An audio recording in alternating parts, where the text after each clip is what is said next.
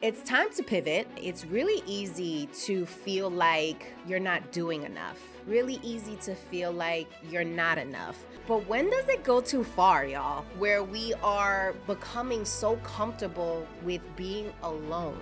What does that really do to our mental health? One of the beautiful things about entrepreneurship is that you get to decide, how do I want to show up right now in this moment? What do I want my legacy to be? I had to make the executive decision to not host my annual summit this year. What's up, everybody? Welcome back to Banking on Cultura.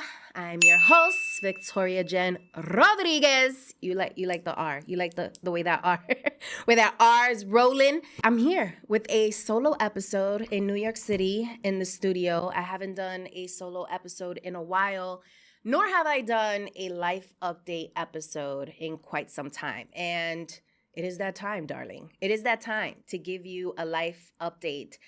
To kind of fill you in on what's the latest and greatest. You might have noticed that we missed maybe 1 or 2 weeks of dropping episodes because there's a lot going on behind the scenes. And sometimes it be like that, y'all. Sometimes you got to give yourself grace, and that's definitely something I'm learning in this phase, which I think we all need to really do a better job of, especially right now with all the shenanigans that are going on. It's really easy to feel like you're not doing enough. Really easy to feel like you're not enough. Really easy to hop on the comparison train and look at what everybody's posting as their highlight reels or whatever your mind tends to go towards when there's a lot of uncertainty in the world. And it might feel like a familiar place because we went through the same predicament during COVID, right? During COVID, we thought a lot about reinvention. We thought a lot about, okay, well, what's next? We thought a lot about, well, who do I want to be? What impact do I want to have? At least I did. But I believe I'm not alone in that. And I find that we're kind of like in that same space again, where there's just so much negativity and social unrest that just continues to go up, and it kind of has intensified. I feel like during COVID, it was more of like unity. We were like, we're in this together. We're in the house together. You know what I mean? And we're like in this fight together. Whereas now it's more of a you versus me. You don't get me, so therefore I'm cutting you off. I feel like it's becoming easier and easier for people to just like turn the cheek and operate in kind of this silo space. And it's been interesting as people are masking it as like protecting their peace and protecting their energy, which I think there's a time and a place for that. But when does it go too far, y'all? Like, when does it go too far where we are creating too much distance, where we are pushing away too many people, where we are becoming so comfortable with being alone? What does that really do to our mental health? And what does that really do to humans, right? We yearn off a community. That's how we thrive. I don't know if you guys have seen the documentaries on Netflix where they show people who live to like 100 and beyond all over the world. And the number one trend that comes up as to why people are living this long, happily living that long, healthy, is because they're in community, right? Followed by moving their body. But the first is community. And so it's a little nerve-wracking to kind of see the direction of where we are moving toward, where people are constantly prioritizing solitude.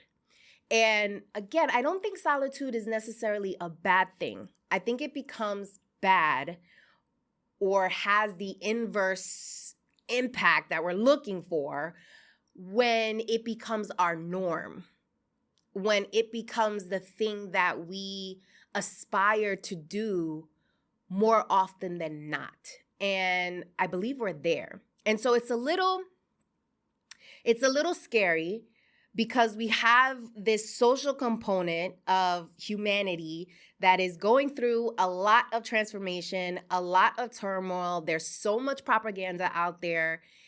And then we have this other side of ourselves that are super ambitious, that have goals, that have dreams, still want to achieve those things, but trying to balance the social component, right? And I, like you, have been kind of in the midst of trying to figure out, okay, well, how do I operate in this space? And how do I want to show up right now in this moment? What do I want my legacy to be? So there's been a lot of that self-reflection happening on my end, and a lot of conversations that I'm having with myself around, it's time to pivot. I think that's like another hot word again on the scene. It was a hot word during COVID, and now here we are again. My soul feels like there is a major shift coming outside of what people are telling you is coming from AI and all that other shit. I'm not talking about that. I'm talking about a major shift happening with who I am as a person. And whenever that's happening, I pay attention. It happened when I decided I no longer wanted to work in corporate 15 years ago and decided that I wanted to become a full-time entrepreneur. I felt it then. I was like, hold on, a shift is coming. God is showing me these signs. Let me pay attention to what is happening, right? It happened again when I wanted to launch this podcast, Banking on Cultura. I went to Costa Rica, went on a spiritual retreat because I felt like a shift was happening and I needed to identify what the hell it was. And Banking on Cultura was born, and a shift in my brand came about. And now I feel like we're here again. So don't be surprised if your girl takes a flight across the globe pretty soon to go on another spiritual escapade. And the beautiful thing about growth is you never stop, right? You never stop growing. You never stop evolving. And you shouldn't want to, because then are you really living, right? Are you really living if you're not growing? So I think it's a positive thing, right? It's a positive thing that I feel like this shift is coming. But it's also a scary thing because I know I'm about to, again, enter unknown territory, right? And it's scary because I know it's going to require me to step up. It's going to require me to do things differently. It's going to require me to have more discipline and more focus and get really clear on what it is that I want now, right? Because what I wanted 2 years ago is different from what I want now. And I'm learning that about myself, that, I get bored really easily. I don't know about you guys, but I do. I get bored really easily, and I need things to keep momentum going. I need to keep things vibrant. I need to keep things fun. I need to keep things colorful, because once it starts getting vanilla or it becomes too repetitive to the point where there's like no surprises and there's like no cool stuff going on, and it's just kind of like the same old, even if what I'm doing is cool in itself, but if it's the same thing over and over and over again, I get really bored really fast. And so we are at that moment. We are at that moment where I'm like, okay, I'm getting bored. I'm getting bored. I want to rock the boat a little bit. Something is calling me to do things a little bit differently. So I am being called, right? I'm being called to the task. And I want to walk you through what some of those changes are looking like and some of the steps that I've taken so far, because I like to give you the inside scoop. I like to give you the behind the scenes. And I want you to be brave and courageous to do your own self-reflection and think about, what do I really want? Like, is this really making me happy? And if it's not, then you need to shift. And that's where I am, right? I'm like, I'm not really happy. I'm not really I'm not really feeling it. You know what I mean? I'm not really feeling it. So let's go create my happy. And so I want to share a couple of things that I'm doing to pick up on that happy. So first things first is, for those of you who are following me on the social medias, if you're not, at I am Victoria Jenn, okay, make sure you're following me across all the socials. It was about maybe like a month and a half ago. It was a Friday night, and I was calling up my girlfriends because I just wanted to like go out, you know, have a little drink, a mocktail really, because I haven't drank in like a year, y'all. And I just wanted to talk. I just wanted to kind of feel the energy. I just wanted to be outside. And the majority of my girlfriends are either mama bears, hubbied up, booed up, live in a different state, or are just so incredibly busy that they just can't come outside. And I was like, damn, all I really want to do is like Kiki. Like, that's all I want to do. I want to Kiki. And I did what any millennial would do. I went to social media and I told the people about it. I said, yo, I want Kiki, and there's nobody to Kiki with. Like, who can relate to this? Like, where are the kidless folks? Like, where are the folks who could go outside? Because my folks cannot go outside. And hundreds of women responded to that reel saying they feel exactly the same way, right? They're finding it very hard to make new friends as an adult. They are bored. They're tired of staying home. They want to go outside. Some moms were commenting like, oh, I'm about to be an empty nester. Like, I need a new crew. And so it was really validating, honestly, because I was like, okay, cool. Like, I'm not alone. I'm not like the only one who is feeling like this. And so I was like, maybe I should do something about this. And I started asking them, I was like, maybe we should have like a social club or something. Maybe we should do something. And then somebody commented and was like, you should, and you should call it a Kiki Soirée. And I was like, ooh, I like the tone of that. Like, yeah, let's do a Kiki Soirée. So then I started thinking about, what do I want to do, right? Because one thing I know that I do really well and that I truly enjoy is hosting. I love to host. In fact, when I was in college, I was a promoter, okay? And I love being a promoter for the clubs because I would host people, I would curate an experience. I remember one year was, I think I was turning 26. I think that was the year that I turned 26. Or maybe it was 20, no, it was before 26. Maybe it was 23, maybe. And I hosted a party where I brought all these people out for my birthday, and I had these men who were walking around who had little bow ties, who had no shirts on, and I would write things on their bodies with red lipstick saying like Victoria's birthday. And they were basically catering to all of my guests. And it was so much fun. But this is how far back it goes that I love to host. I just love to host. And so keeping that in mind, right? Thinking about returning my happy and creating something where I want to bring people together, because that's also something else that I enjoy. I said, let me host a Kiki Soirée. So I started polling my audience and asking them, hey, what do you want? You want to go on a hike? You want to go have brunch? Like, you want to go on a trip? Like, you want to go to a spa? Do you want dinner? Like, what do you want? And the majority of folks said they wanted dinner and they wanted to move their body. So I decided to create a Kiki Soirée where we are going to have a New York Times bestselling author and celebrity chef curate a meal for us. And then afterwards, we're going to go dance some salsa to burn some calories. Keep it super intimate, no more than 20 ladies. Yes, this is just for the ladies. And we're just going to kiki. And we're going to have a good time. And we're going to keep it classy, but we're going to keep it cute, you know? Sassy, classy, cute, you know what I mean? Maybe some twerking, you know? But have fun, right? And like take off the mask and just like stop, you know, there's so much weight on our shoulders right now. Like, it's just an opportunity to take it off. You don't have to plan anything. I planned everything. Just show up.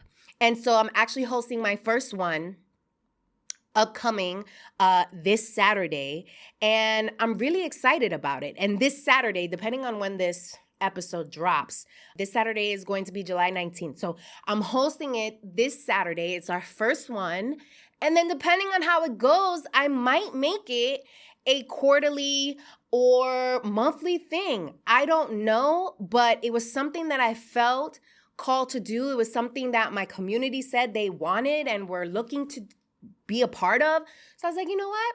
Let's create it and let's do it. That's an example of something new, right? Something new that I'm trying out in my business model, because if this becomes a thing and people are really into it and vibing with it, then I'm going to continue to do it. And my thought process behind it is, not only did I need it, not only is my community telling me that they want it, but also I find that people right now are willing to spend money on experiences, right? They're willing to spend money on things that help them escape, even if it's for a night, a couple of hours. Like, they're looking for a breath of fresh air, you know? They're looking to just let their hair down. They're looking to just chill and vibe and just kind of revitalize them, right? Especially if you're like operating in the same kind of ordinary routine every day. You're watching the news, you're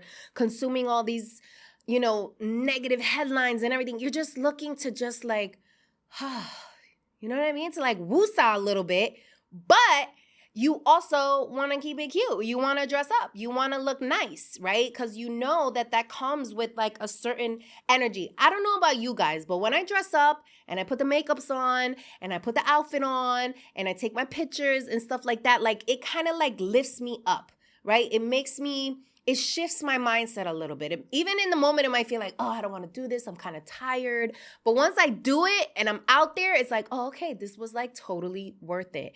And I find that we're yearning for those type of experiences. And the data is telling me the same thing. That's why Beyonce is selling out. That's why Bad Bunny is selling out. I mean, obviously, they're also icons and incredible performers, but they're concerts, right? People are still paying for travel, right? They're paying OD flight prices, which are ridiculous at this point. You know, they're trying to re-up from all the money they lost during COVID. It's crazy. But people are paying to travel. They're paying to escape. So I'm paying attention to what is going on in the marketplace and also paying attention to me, right? Paying attention to what is going to make me happy. One of the beautiful things about entrepreneurship, which is why I believe every woman should be thinking about starting a business if they haven't already, is that you get to decide, right? You get to decide if you want to create something new. You get to decide if you want to rock the boat. You get to decide if you no longer want to offer a program. You get to decide if you want to take off. You get to decide who you want to work with. The point is that you have the freedom to decide. Mi gente, I've got the perfect freebie for you. So I just dropped a 17-page workbook to help you get your mind right, especially in this climate of so much uncertainty. So if you are an aspiring or current entrepreneur and you're just feeling stuck, you're not feeling too good about what the future holds, and all the turmoil, the politics, all of it is just throwing you off your game, this workbook is actually going to act as a journal for you. It covers goal setting, efficiency tips, how to manage your time, financial management tips, strategies on how to wrap your head around the next big thing that's coming down the pipeline to bring you consistent revenue in your business. It covers what you should be doubling down on in terms of your well-being. And it is just my favorite jam-packed journal full of marketing and sales strategy to help you get clarity, but most importantly, to help you secure the big bag. So make sure to tap on the link in the show notes. I've linked it there so that you guys can get really clear on the top hacks that you can put into play to set yourself up for success. I hope you love it. You don't have to ask anyone for permission, right? You don't have to get approval from anyone. You get to decide. And I think when entrepreneurs are in the mix of things, or they've been doing it for a while, or especially coming from corporate, you're used to the routine. You're used to, working within a scope. You're used to following the rules. So when an opportunity comes for you to break all the rules and for you to color outside the lines, it's kind of like, wait, hold up. I don't know. Is this appropriate? Is this right? Is this smart? Right? And then we begin to justify all the reasons why we shouldn't do something, instead of tapping into the fact that something is calling you to do something different, right? We suppress that, right? Because it's not the norm. It's not what we're comfortable with, you know? And it's scary. I get it. Listen, offering this Kiki Soirée, I don't know, I didn't know who was going to come. I didn't know if people were going to be receptive to it. I don't know what the future looks like for this thing. I don't know if me posting about it on LinkedIn is going to make people think like, yo, is she a promoter of parties now? Is she a social host? But who the fuck cares? Who the fuck cares? I'm living this life. I'm the architect of my life. I have to show up in this body every day. I have to look at myself in the mirror every day.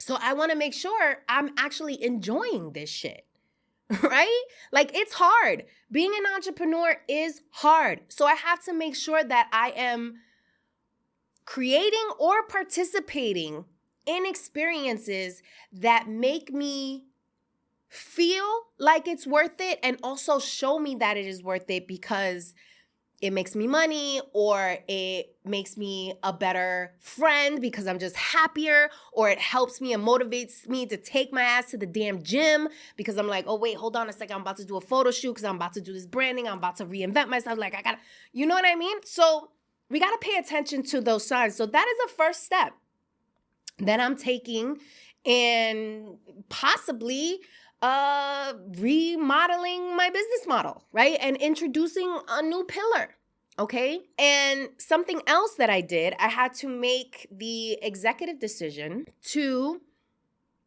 not host my annual summit this year. In November of every year, I usually host the Secure the Big Bag and Wellness Summit. Last year was our 7th year, so this would have been our 8th one. And I made the executive decision to not host it this year. And the reason why I decided to do that is because, I paid attention to what was happening to a lot of other big events.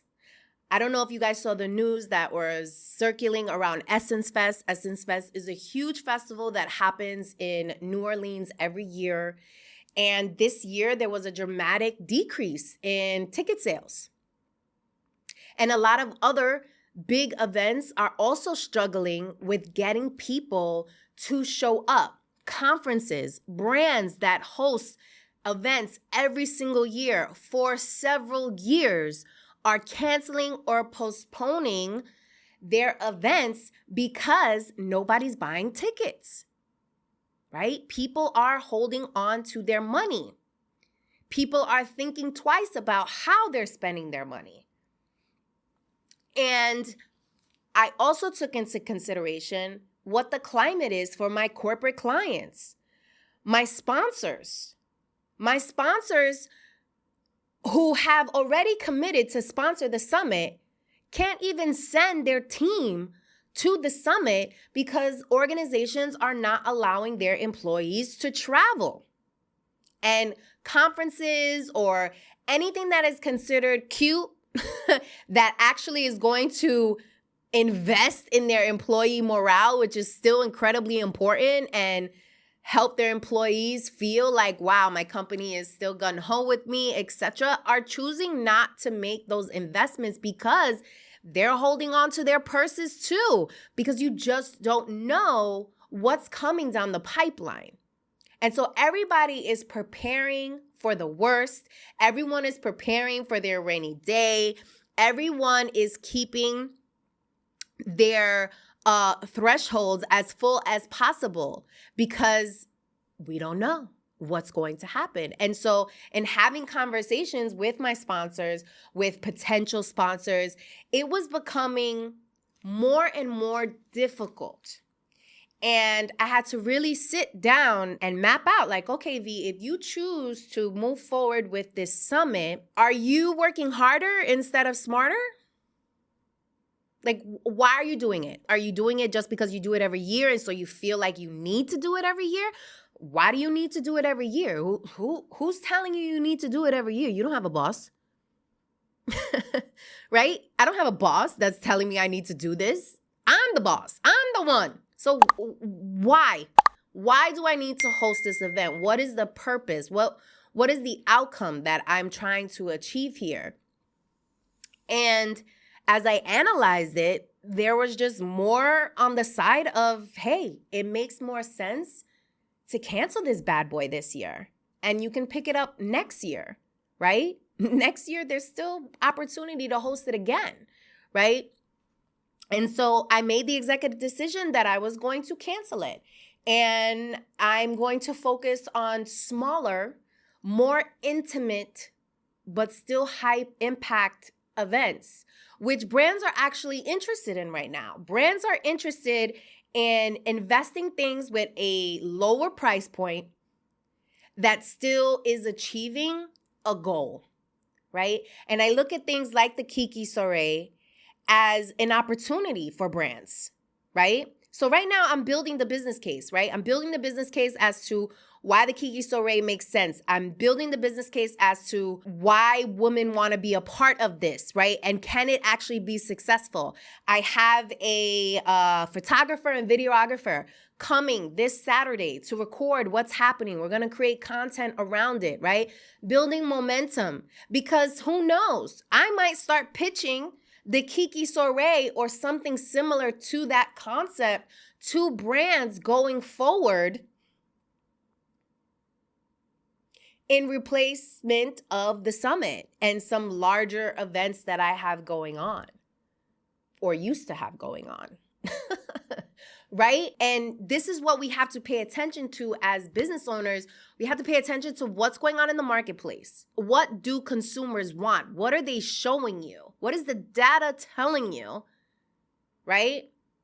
And matching that up with what actually makes you happy. Now, some people will argue me down on this point, right? They'll argue me down where they will say, it don't matter what you want. It matters what the market is telling you, what the gap is. That's where you're going to be the most successful. And I believe there's merit there and definitely truth there. I agree. But again, the beautiful thing about entrepreneurship is you get to decide. You get to decide if you want to work on something that actually brings you joy and makes you happy and also makes you money, or if you want to build something that is only going to make you money, right? You get to decide. You get to choose. You're happy. And maybe that makes you happy. Like you don't care about this aligning with your morals, your values, your soul. You don't care if it's helping society. You don't care about those things. You just care about making money. And that's okay too, right? That's the beautiful thing about being diverse is we are different and we do value different things. And that is okay. But for me, and thinking about the life that I want to live and how I want to show up in the world and what I believe is my purpose, I'm not just doing it for the money. I'm doing it for my happy too. I'm doing it for the impact on my community. I'm doing it because if I walked away from corporate, where I had a beautiful 6-figure salary, I had my benefits, traveling, staying at 5-star hotels, not 4, okay, honey? And living la vida, okay? Living la vida. If I was going to leave that, I need to make sure that it's worth it. And for me, it's worth it if I am happy, helping my community, and also making money. That means, okay, it was worth it, right? It may not be $1 million, $2 million, $3 million, $4 million, $5 million. Now they want to make $1 billion popular, right? It may not be that. And that's okay too. That's okay too. I don't need $5 billion. I don't even want $5 billion because I know the responsibility that is attached to $5 billion. I know the responsibility that is attached to me choosing to scale at a level where I'm bringing in $1 million a month. I know what is required. I'm around people who do that, peers of mine. And I have conversations with them. And guess what? They stressed. They stressed as hell, y'all. They are stressed as hell. Okay? Yes, they're flying private. Yes, they have these homes. Yes, they're driving their dream cars. Yes, they retired their mama. Yes, they retired their significant other. Yes, they got all these kids and they got trust funds and all of this and all of that and all these things.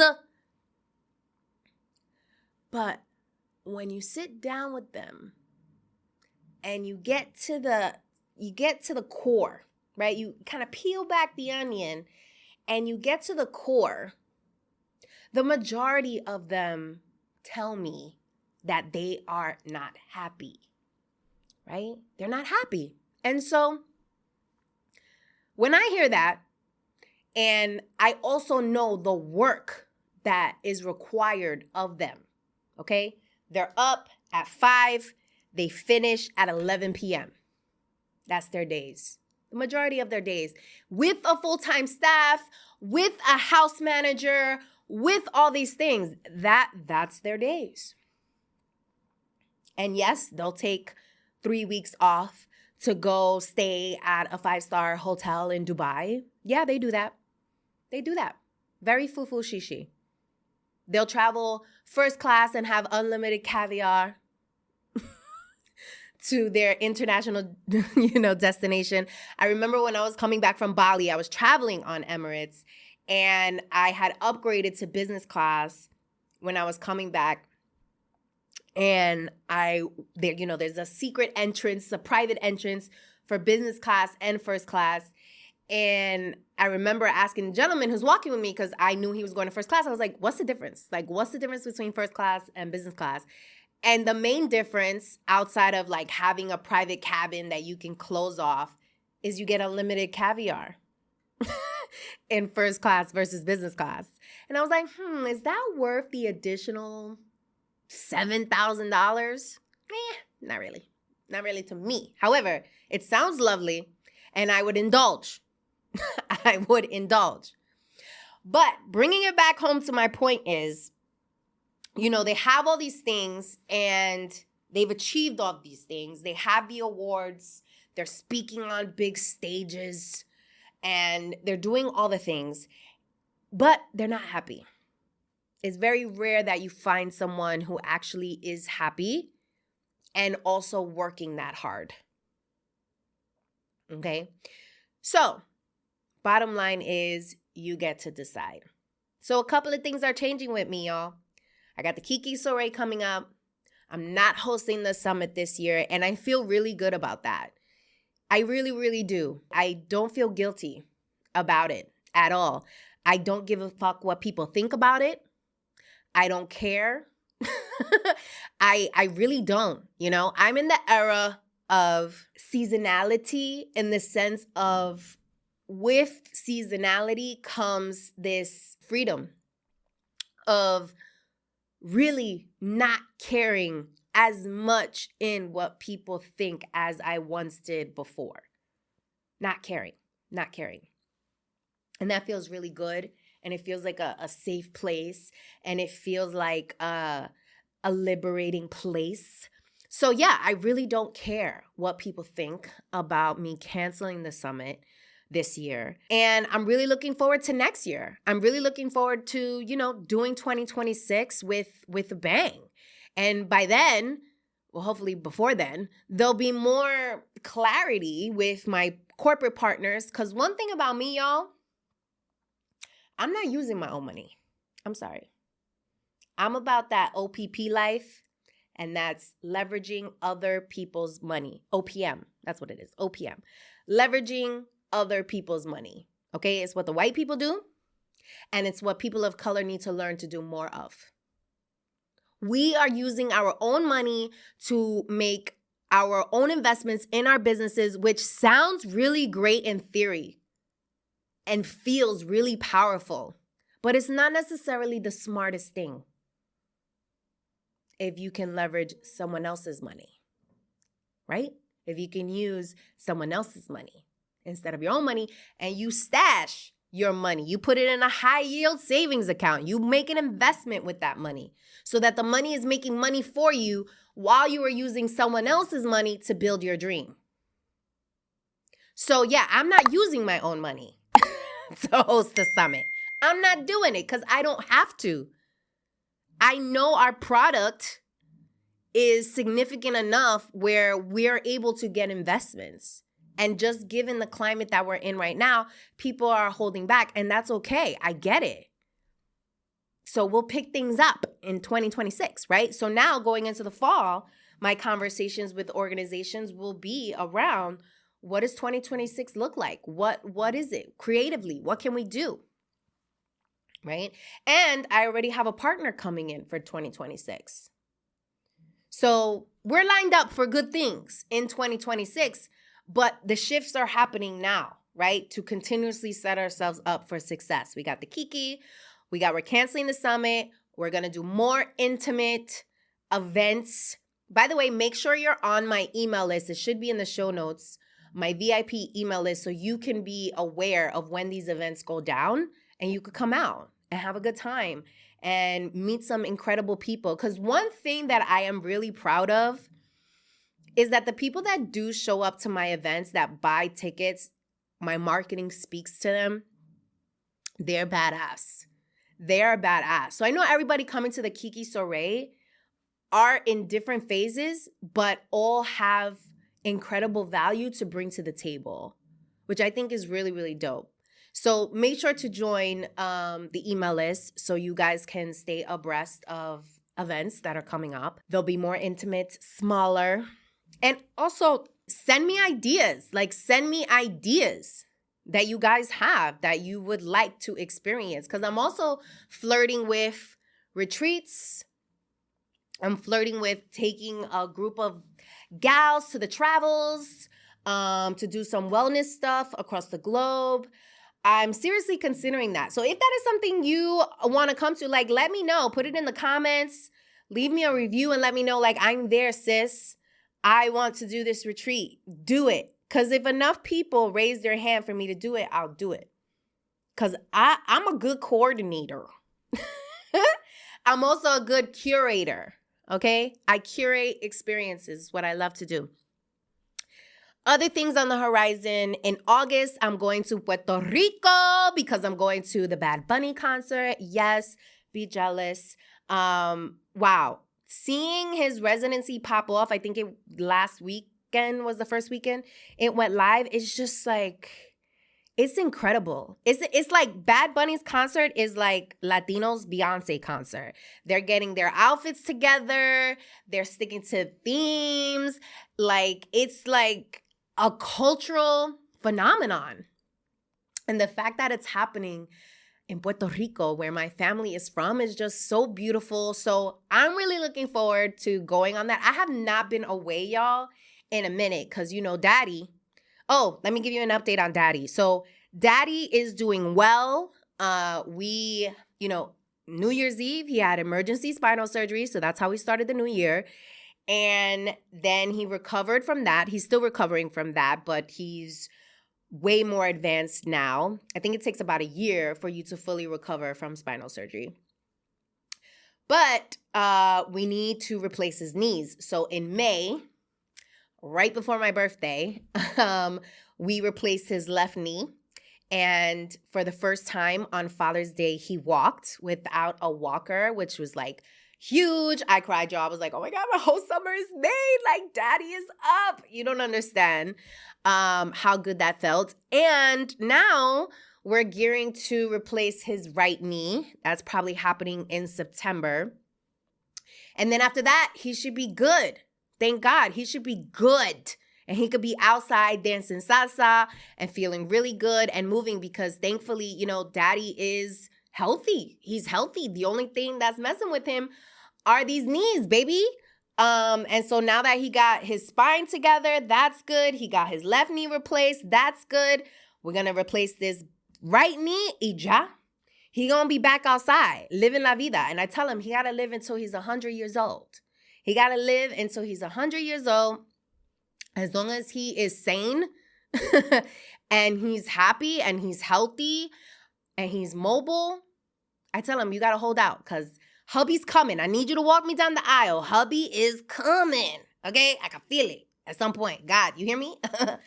uh, so it is coming. But shout out to all of you guys who DM me, who show me so much love, asking for updates about daddy.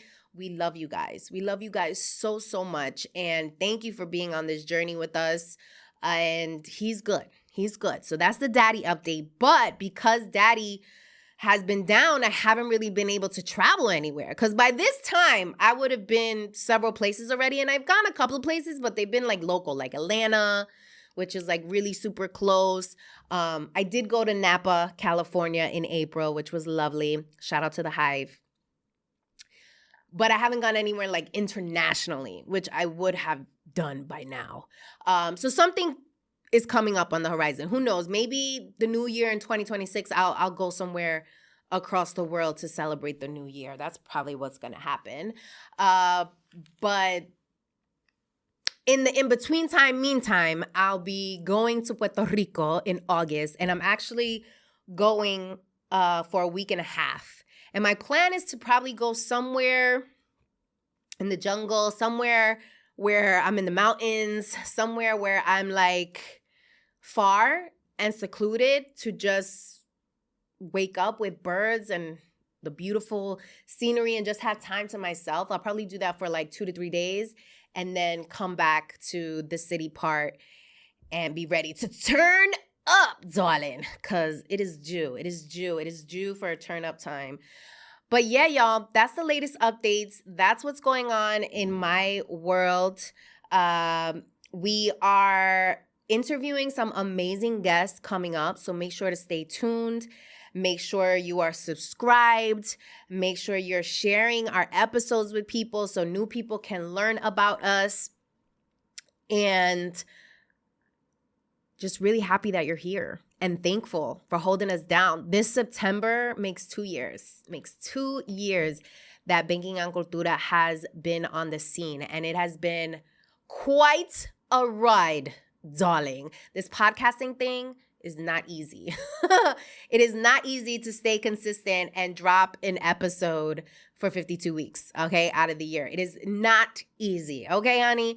But we continue. And we persevere. And even if we miss a week, we show up the next week. That's just what we do. I'm just really thankful for you all being patient with us. And every time you see a new episode pop out, you're listening, you're sharing, you're telling me your feedback. Thank you. Thank you, thank you, thank you. So, te amo, mi gente. And I'll see you in the next episode. Ciao. Hey guys, if you enjoyed this video, I'm pretty sure you're going to love the next one. So make sure to click right here and tap into the next episode.